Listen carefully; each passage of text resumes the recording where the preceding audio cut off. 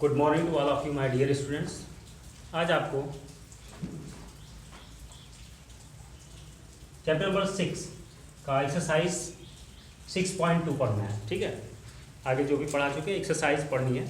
तो एक्सरसाइज का question number 1 देखिए। क्वेश्चन नंबर 1 है क्या? क्वेश्चन है, निम्न आकृति में x और y के मान ज्ञात कीजिए और फिर दर्शाइए कि A B parallel C D है। पहले आइए फिगर बनाते हैं।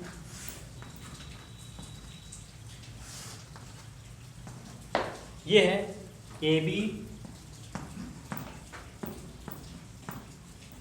ए और बी है, और ये सी और डी है। ठीक है, फिर आगे ये ट्रांसवर्सल लाइन है,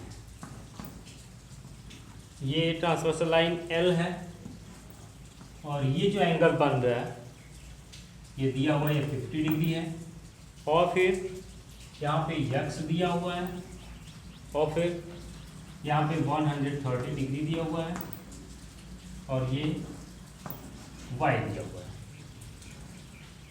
ठीक है, उसके बाद कह रहा है x y का मान ज्ञात कीजिए। उसके बाद ये भी बताइए A B parallel C D है कि नहीं है। सिद्ध करना है। हाँ देखिए यहाँ आकृति में, क्योंकि x प्लस 50 डिग्री ये इक्वल टू 180 होगा कि नहीं होगा? 180 होगा। क्यों?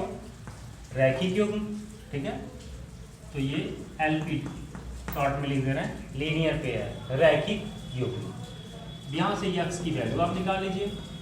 180 डिग्री माइनस 50 डिग्री, ये कितना हो जाएगा? 130 डिग्री। तो x की वैल्यू कितनी आई?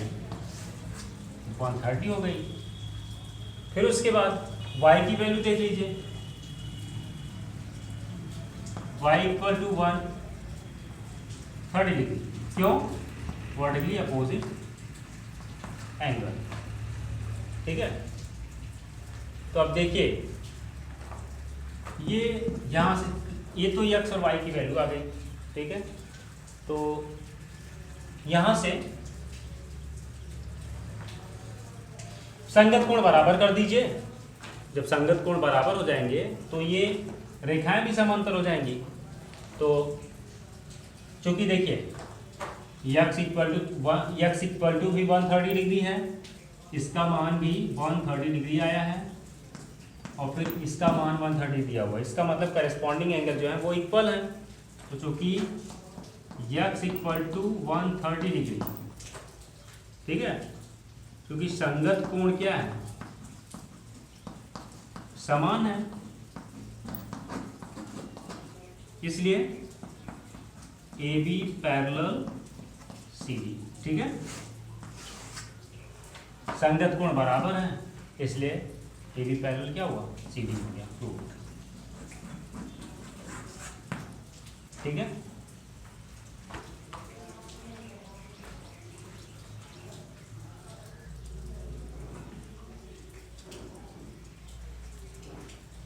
क्वेश्चन नंबर 2 देखिए कि आकृति में A B parallel C D parallel E F और Y ratio Z equal to 3:7 ये दिया हुआ है।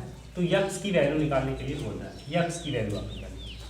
देखिए क्योंकि आकृति में A B parallel C D ना, A B parallel C D, फिर C D parallel E F. इसका मतलब क्या हुआ? A B parallel C D parallel E F ना। यहाँ लिखिए A B parallel C D parallel E F, ये हो गया। अब देखिए मान लीजिए, पहले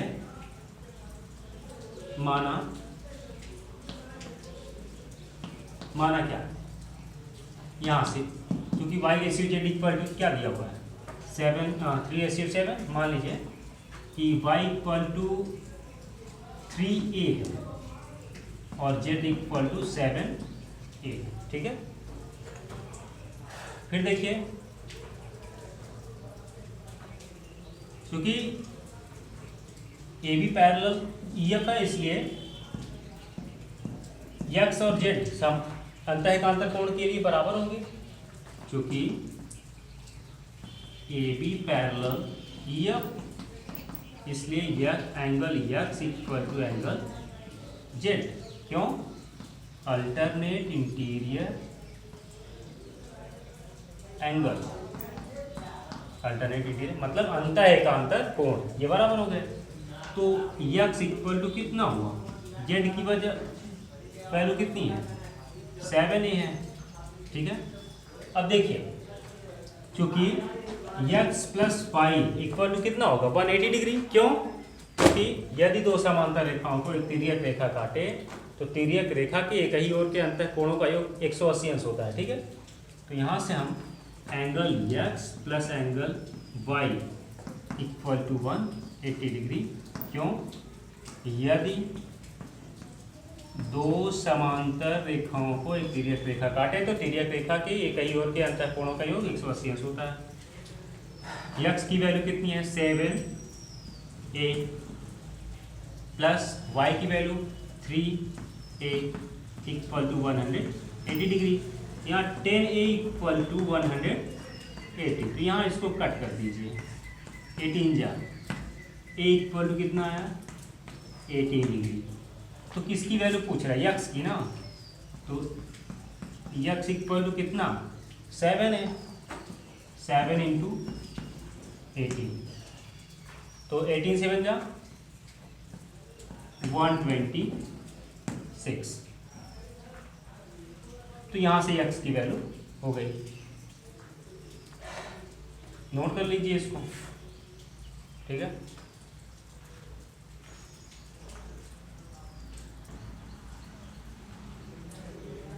क्वेश्चन नंबर 3 देखिए बच्चों, क्वेश्चन नंबर 3, निम्न आकृति में यदि A B parallel C D है और F E perpendicular C D और angle G E D equal to 126 degree है, तो एंगल ए जी ई और जी ई एफ और एफ जी ई ज्ञात कीजिए।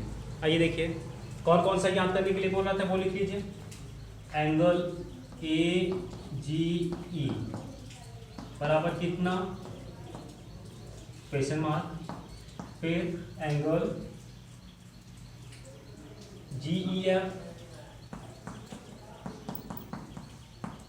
और कौन सा एंगल एफ जी ई, ये इतना बड़ा, ये सब पूछ रहा है।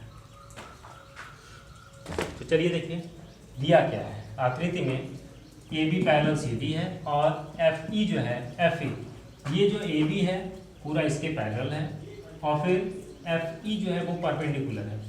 तो देखिए वे जब दो रेखाएं समांतर होती हैं उनके बीच की लंबवत दूरी सदैव समान होती है। ये देखिए लंबवत है तो ये इसका मतलब ये 90 डिग्री है, तो ये भी 90 डिग्री होगा, ठीक है। चलिए क्योंकि दिया क्या है, angle G E D equal to 126 degree, G E D 126 degree. तो देखिए जी ई डी को क्या लिख सकते हैं, angle G E F plus angle F E D equal to 126 degree. मतलब कि जी ई डी को हम इतना प्लस इतना लिख सकते हैं। ये इतना 90 डिग्री है तो देखिए एफ को ई डी के स्थान पे 90 डिग्री पुट कर दे रहा है, तो angle G E F plus 90 degree equal to 126 degree.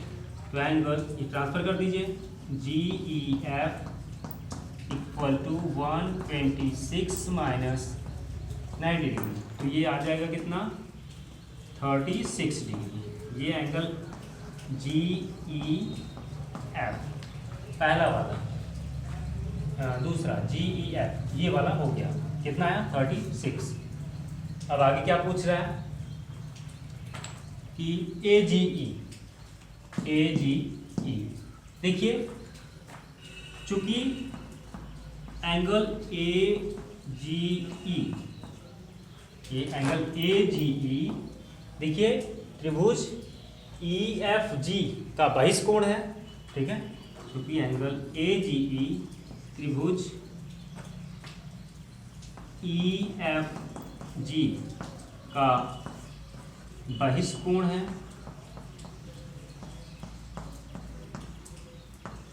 इसलिए angle A G E equal to हो जाएगा angle G F E plus angle G E F.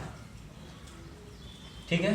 यदि किसी त्रिभुज की एक भुजा बढ़ाई जाए तो इस प्रकार बना बहिष्कोण दो अंतराभिमुख कोणों के योग के बराबर होता है। देखिए ये बहिष्कोण है, ये दो अंतराभिमुख कोण है। ठीक है। तो ये जो कोण होगा वो इतने और इतने के योग के बराबर होगा। ठीक है। ये जो एंगल होगा ये और ये, ठीक है, इन दोनों का सम इसके बराबर हो जाएगा। तो यही हमने लिखा। फिर angle A G E equal to ये 90 डिग्री प्लस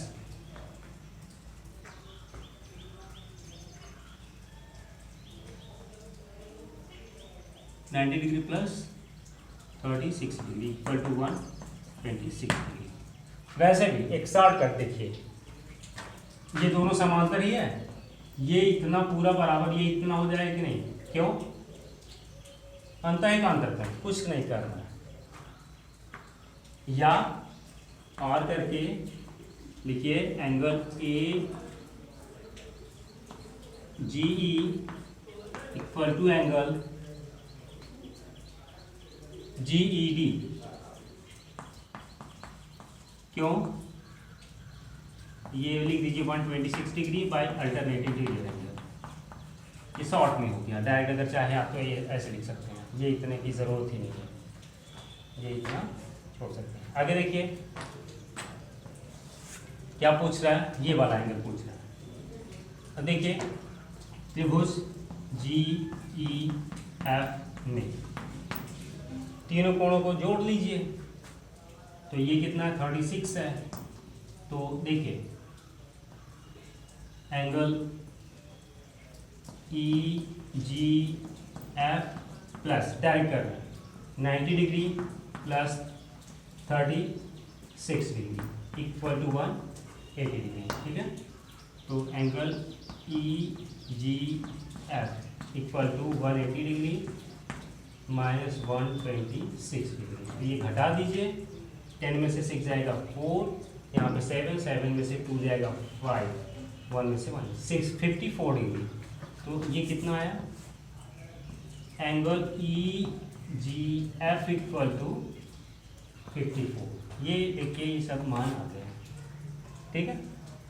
कहीं दिक्कत हो तो बताइए, कुछ करना नहीं है, बस नॉर्मली इसको देखिए। ये जो है डायरेक्ट यहाँ से इसके बराबर हो गया, और फिर ये परपेंडिकुलर है, तो अगर यहाँ 90 है तो यहाँ भी 90 हो जाएगा। तो ये पूरा 126 था, तो ये 90 घटा दिए तो ये 36 आ गया। ठीक है। नोट कर लीजिए इसको।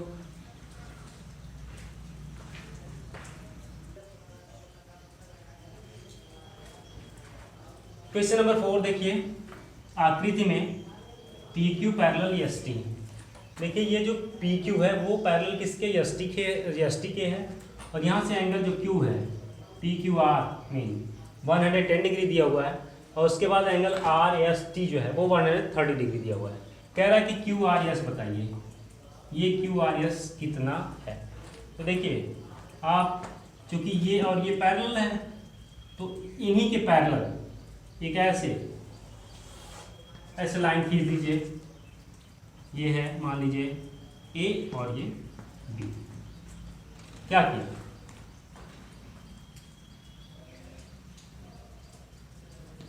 P Q parallel S T parallel A B खींच लिया। ठीक है। अब देखिए हम इसको एंगल 1 मान ले रहे हैं, इसको 2, इसको 3। तो देखिए ये और ये दोनों समांतर है, और ये तिर्यक रेखा है। P Q parallel A R है, और ये क्यू आर जो है तिर्यक रेखा है। तो तिर्यक रेखा के कहीं और के अंतर कोण का कितना होगा?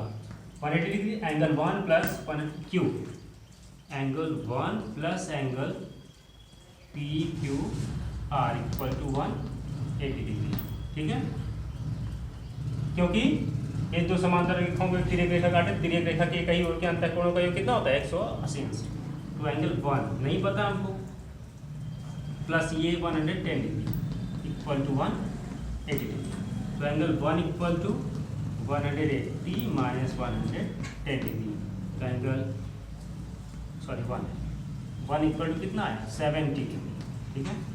1 इक्वल टू 70 डिग्री। फिर आइए यहाँ angle 3 plus angle R S T, angle 3 plus angle R S T equal to equal to 180 degree. फिर वही दोनों समांतर रेखाएं हैं और वो तिरक रेखा। तो एंगल 3 प्लस इसकी वैल्यू 130 डिग्री इक्वल टू 180। तो एंगल 3 इक्वल टू कितना हो गया 180 माइनस 130 डिग्री। तो एंगल 3 की वैल्यू कितनी आई 50 डिग्री। 50 डिग्री आई ना। हाँ, अब देखिए चूंकि angle 1 plus 2 plus 3 equal to 180 degree, क्योंकि किसी एक सरल रेखा पर एक किसी बिंदु से रेखा के एक ही तरफ बने सभी कोणों का योग कितना होता है 180 डिग्री। फिर 1 की वैल्यू हम निकालें 70 डिग्री। फिर 2 देखिए 2 को चलिए अभी नहीं लिखते हैं, 2 प्लस 3 को कितना निकालें 50 डिग्री इक्वल टू 180 डिग्री, ठीक है। तो एंगल 2 अब इसको प्लस कर दीजिए 120 डिग्री इक्वल टू 180 डिग्री। तो एंगल 2 इक्वल टू कितना हो जाएगा 180 माइनस 120। तो एंगल 2 का मतलब एंगल 2 QRS इक्वल टू ये कितना हो जाएगा 60 डिग्री। तो QRS पूछ रहा था ये कितना है 60 डिग्री, ठीक है। कोई दिक्कत। ये देखिए ये पैरेलल ये दिया हुआ था और ये फिगर था, हमने एक रचना किया AB जो है वो PQ और ST के पैरेलल खींच लिया। फिर ये और ये इन दोनों ये देखिए ये और ये समांतर है, इसलिए तिर्यक रेखा है। इतना प्लस इतना इक्वल टू 180 डिग्री। फिर यहाँ से 1 की वैल्यू निकाल दिए। फिर उसके बाद ये और ये पैरेलल है, ये ट्रांसवर्सल लाइन है, तो इतना प्लस इतना इक्वल टू 180 डिग्री। फिर यहाँ से एंगल 3 का मान निकाल लिए। फिर एंगल 1 प्लस 2 प्लस 3 मिला के तीनों का योग 180 डिग्री के इक्वल हो जाएगा, ठीक है। फिर उसके बाद सब की वैल्यू रखते हैं। यहाँ से 2 की वैल्यू 2 सिंगल वर्ड में 2 है, 3 वर्ड में एंगल QRS है, QRS की वैल्यू 60 डिग्री, ठीक है। नोट कर लीजिए।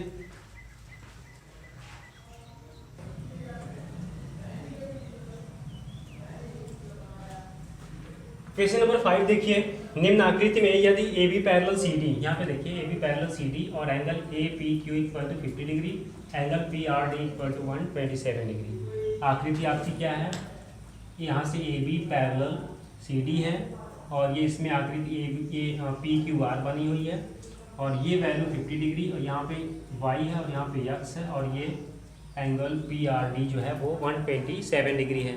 तो यहाँ से कह रहा है कि x और y की वैल्यू आप निकालिए, बस इसमें x और y की वैल्यू निकालिए। देखिए कुछ है नहीं, जरा आप देखिए AB पैरेलल CD है ना, और देखिए PQ क्या है, एक ट्रांसवर्सल लाइन है, तिर्यक रेखा।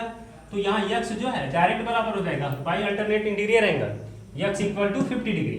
फिर देखिए ये वाला जो कोण है, ठीक है, ये वाला जो कोण है वो देखिए इतने के और प्लस इतने के बराबर है, क्योंकि यदि किसी त्रिभुज की एक भुजा बढ़ाई जाए तो इस प्रकार बना बहिष्कोण दो अंतराभिमुख कोणों के योग के बराबर होता है। डायरेक्ट कुछ करिए, करना है डायरेक्ट करिए। देखिए चूंकि लिखिए AB पैरेलल CD है, यहाँ पर भी दिया हुआ है, चलिए इसलिए क्या हुआ AB पैरेलल CD और PQ एक तिर्यक रेखा है,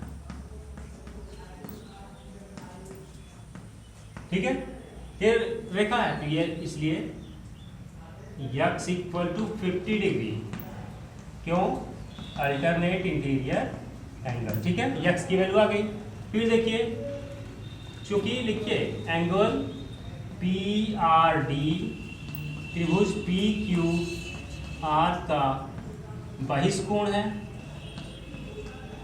ठीक है, बहिष्कोण है, तो बहिष्कोण जो होता है वो दो अंतराभिमुख कोणों के योग के बराबर होता है, इसलिए x plus y equal to 127 degree, तो यक्स की वैल्यू हम निकालें 50 degree plus y equal to 127, तो y equal to 127 minus 50 degree. तो ये जब इसमें से वाई इक्वल टू कितना आ जाएगा 7 और 7 77 डिग्री। यहाँ से देखिए वाई की वैल्यू निकल गई, फिर यहाँ डायरेक्ट में यक्स की वैल्यू निकल गई।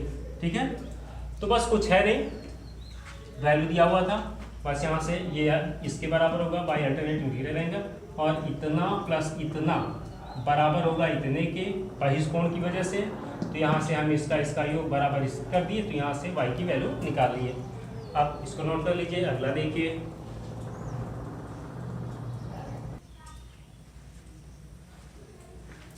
देखिए बच्चों लास्ट क्वेश्चन है इस एक्सरसाइज का। निम्न आकृति में, ये आकृति है PQ और RS दो दर्पण हैं जो एक दूसरे के समांतर रखे गए हैं। एक आपतन किरण इंसिडेंट रे जो है AB, ये AB देखिए इंसिडेंट रे है, फिर उसके बाद यहाँ ये C, और उसके बाद कह रहा है दर्पण PQ से B पर टकराती हैं और परावर्तित किरण रिफ्लेक्टेड रे पथ BC पर चलकर दर्पण RS से C पर टकराती है। देखिए यहाँ से इधर गई, इधर से इधर तक आई, फिर आगे क्या कह रहा है, पुनः CD के अनुदिश परावर्तित हो जाती हैं। यहाँ देखिए CD की दिशा में परावर्तित हो जाती हैं। तो सिद्ध करना है कि AB पैरेलल CD। देखिए दो दर्पण PQ और RS है। ठीक है, सबसे पहले देखिए आप फिजिक्स में है, ये फिजिक्स का थोड़ा है, तो पहले हम यहाँ से लंब डालेंगे, यहाँ से हम लंब डालेंगे, ये L हो गया, और यहाँ से इस पे लंब डालेंगे। ठीक है, ये M हो गया। ठीक है, ये 90, ये भी 90। ठीक है, ये यहाँ से दोनों ये और ये पैरेलल हो जाएगा, ये लंब है क्योंकि लंब है। देखिए क्योंकि फिजिक्स में है आपतन कोण बराबर परावर्तन कोण, ये 1 और ये 2, फिर यहाँ से ये अगर 3 ले रहे हैं और ये 4, यहाँ पर भी वही। देखिए प्रकाश के चैप्टर में आप फिजिक्स में क्लास 10 में है ये, कि आप देखिए कोई भी किरण अगर दर्पण पर पड़ती है तो वो वहाँ से पड़ने के बाद जब परावर्तित होती है, फिर वो तो उनके बीच जहाँ परावर्तित होती है वहाँ से एक अभिलंब खींचा जाता है, जहाँ से आपतन कोण और परावर्तन कोण बराबर होता है। ठीक है, क्योंकि देखिए प्रमाण में क्योंकि एंगल 1 इक्वल टू एंगल 2, क्यों? क्योंकि आपतन कोण बराबर परावर्तन। ठीक है, और फिर उसी ने 3 इक्वल टू 4, यहाँ पर भी वही। ठीक है, आपतन कोण बराबर वही एज इट इज, ये वाला आपतन कोण बराबर परावर्तन कोण। क्योंकि देखिए हमने BL को परपेंडिकुलर खींचा है, यहाँ लिख दीजिए। अब लिखना था यहाँ पे कि रचना में BL और CM परपेंडिकुलर RS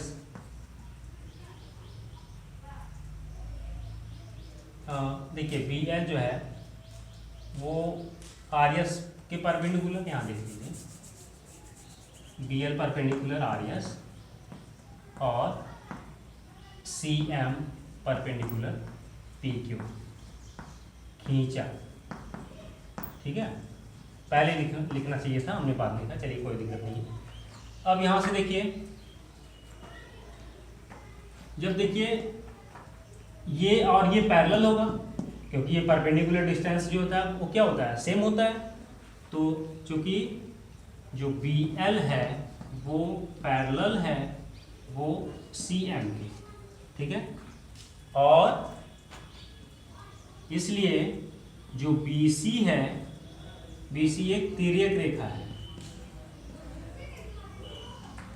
BC एक तिर्यक रेखा है।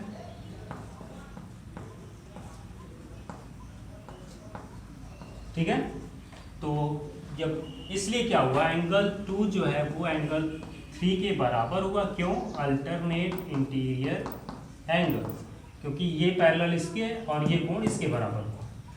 अब देखिए हम दोनों साइड में angle 2 plus angle 2 equal to angle 3 plus angle 3, ये इतना लिख सकते हैं, ठीक है। फिर देखिए एंगल 2 के स्थान पे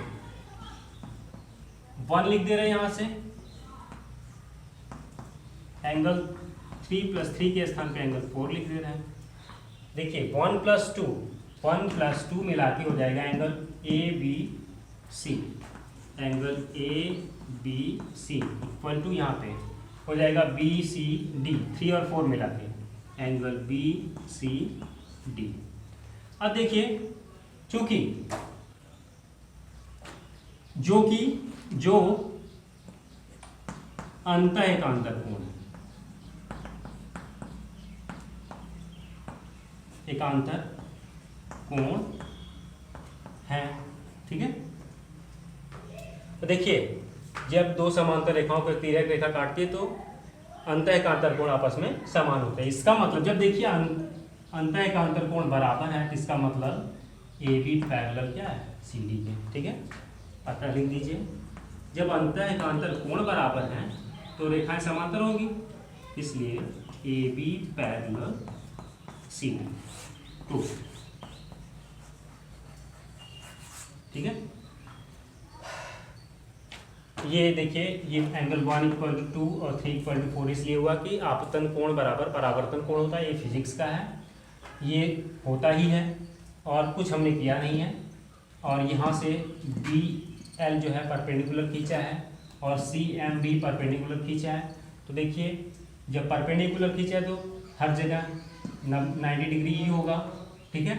तो जब इसलिए जब 90 डिग्री है सभी कोण तो ये समूह हो जाए, समांतर हो जाएंगे। और ठीक है, सिर्फ समांतर हो तो रियल पैरेलल CM हो गया।